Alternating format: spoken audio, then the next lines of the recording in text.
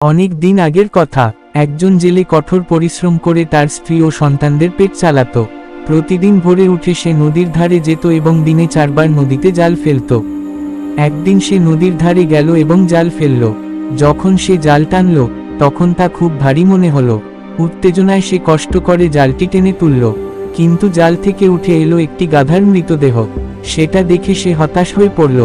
গাধার ভারে তার জালটিও অনেক জায়গা থেকে ছিঁড়ে গিয়েছিল। সে আবার 2 বার জাল মেরামত করে নদীতে ফেলে, কিন্তু 2 বারই শুধু ময়লা আর কাদামাটি উঠে এলো। নিরুপায় হয়ে সে কাঁদতে লাগল, কারণ এই মাছ ধরা ছাড়া তার আর কোনো উপার্জনের পথ ছিল না।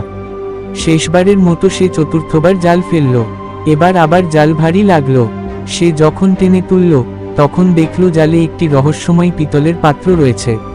পাত্রটি এত ভারী ছিল যে সে ভাবল, এর ভিতরে নিশ্চয়ই কিছু মূল্যবান জিনিস আছে, কারণ পাত্রটির মুখ ভালো করে একটি ঢাকনা দিয়ে বন্ধ করা ছিল।